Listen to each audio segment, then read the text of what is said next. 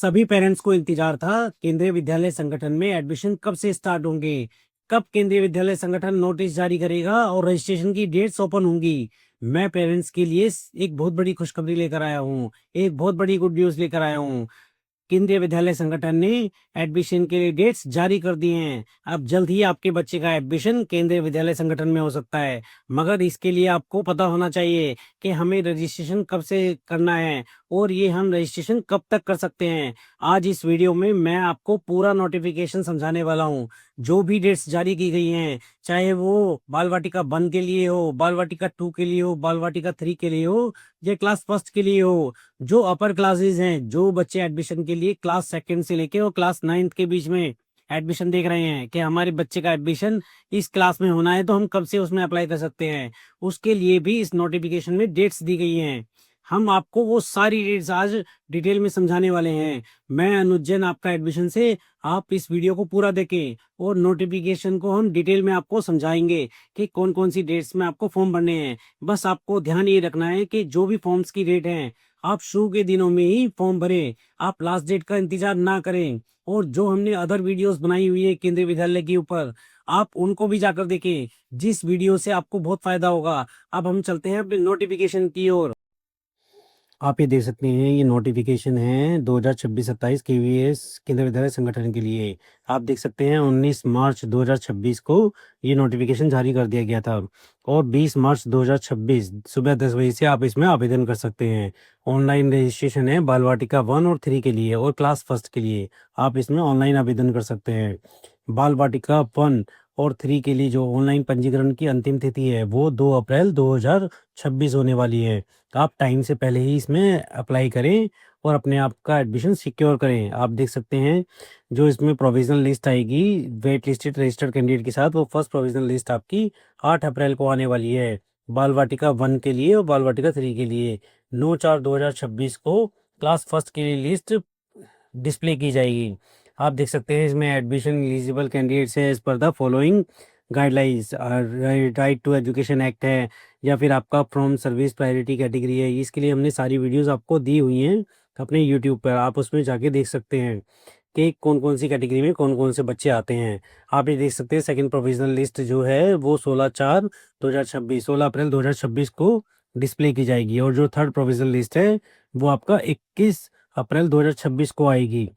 जो शिक्षा के अधिकार अंतर्गत अनुसूचित जाति SC ST जो भी कैटेगरी के जो बच्चे होते हैं उसके लिए नोटिफिकेशन होगा वो 21/4/2026 को ओपन होगा और रजिस्ट्रेशन स्टार्ट होंगे आपका 22 तारीख से 22 अप्रैल 2026 से, और आप उसको 26 अप्रैल तक फिल कर सकते हैं।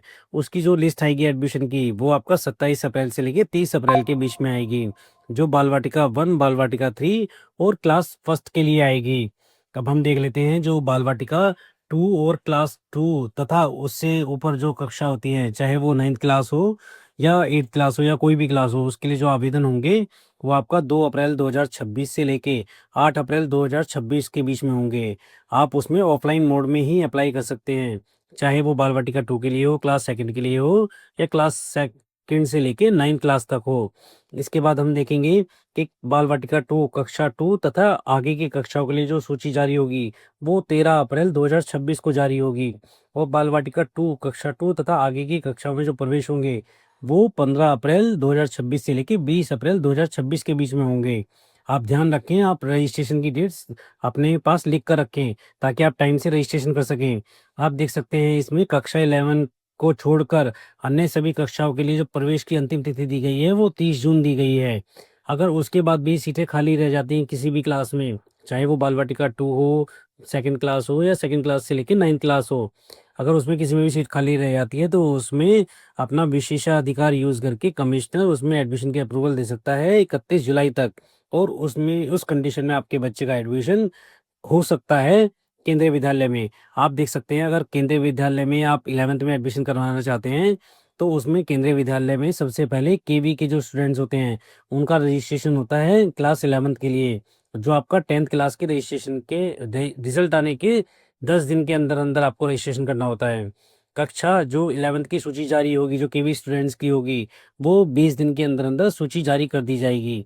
अगर आप देखते हैं कि मतलब आप अगर केबी में स्टूडेंट्स नहीं हैं तो आपको जो रजिस्ट्रेशन करना होगा वो आफ्टर द केवी एडमिशन के बाद ही आपको उसमें वरीयता दी जाएगी। और जो क्लास 11th में जो प्रवेश की अंतिम तिथि है, वो 30 दिन के अंदर समाप्त कर दी जाएगी। ये आप पूरा नोटिफिकेशन देख सकते हैं, ये हमने आपको सारा समझाया है।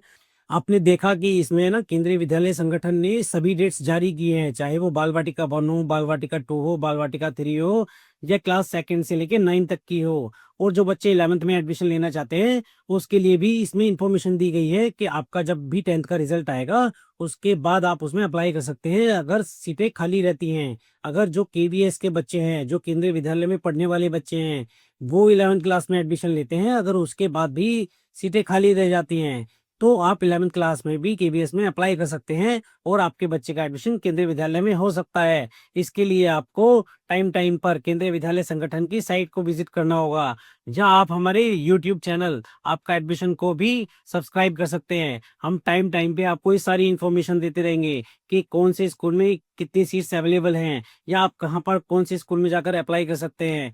जो भी आपके क्वेश्चंस होते हैं, वो आप हमें कमेंट बॉक्स में लिख के भेजें। अब बहुत सारे पेरेंट्स के अब भी डाउट है कि हमारे बच्चे की एज कम है या ज़्यादा है, और इसमें क्या रिलैक्सेशन हमें मिल सकती है।